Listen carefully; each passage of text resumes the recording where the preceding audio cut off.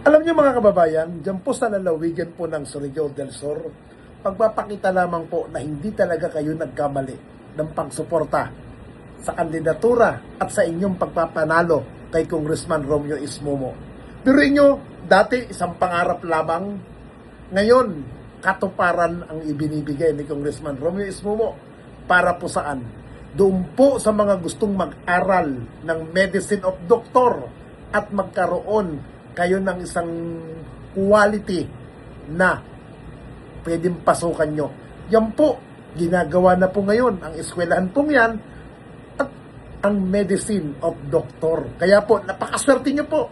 Pagpapatunay lamang na the best talaga itong si Congressman Romeo Ismomo dahil serbisyo muna bago ang pangsarili. Kaya po si Congressman Momo, sa lahat ng naninira, sa dating mga namumuno, may napatunayan ba kayo? Samantalang itong inyong nilalait, inyong sinisiraan, masasabi ko, walang panahon dyan si Congressman Momo dahil ang kanyang nais lamang mapagsilbihan ang mamamayan ng Surigao del Sur. Ang personal na pagbisita at on-site inspection ni Congressman Romeo Ismomo Sr.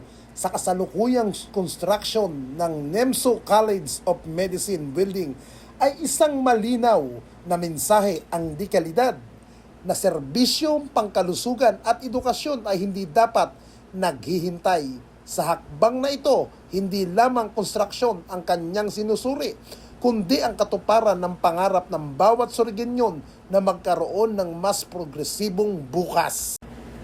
Mahalaga ang ganitong uri ng direktang supervision upang matiyak na ang proyekto ay sumusunod sa tamang schedule at pamantayan. Ang pag-iwas sa delay ay kritikal dahil ang bawat araw at lumilipas ay pagkakataon nawawala para sa mga kabataan nagnanais magsilbi sa larangan ng medisina. Ang gasaling ito ay hindi lamang basta infrastruktura, ito ay ituturing na investment sa hinaharap ng healthcare sa Surigao del Sur. Dito huhubugin ang mga susunod na doktor at medical professional na magiging katuwang ng komunidad sa pagpapanatili ng kalusugan ng bawat mamamayan. Ipinapakita nito ang malalim na pagpapahalaga ni Congressman Momo sa pagsasama ng edukasyon at kalusugan sa pamamagitan ng pagtatayo ng sariling College of Medicine sa probinsya na ginagawa niyang mas accessible ang pangarap na maging doktor. Hindi na kailangan pang lumayo ng mga mahuhusay na mag-aaral dahil ang pasilidad para sa mga kanilang training at pagpapakaludalubhasa ay nasa mismong bakuranan nila. Ang proyektong ito ay isang game changer para sa mga probinsya.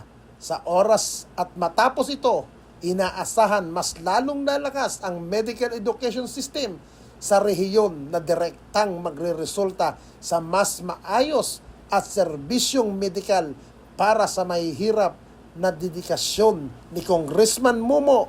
Pagbabantay sa proyektong ito ay patunay na ang tunay na serbisyo publiko ay nakaugat sa pagbibigay ng pangmatagalan, solusyon sa mga pangunahin pangangailangan ng tao ang dunong at ang buhay.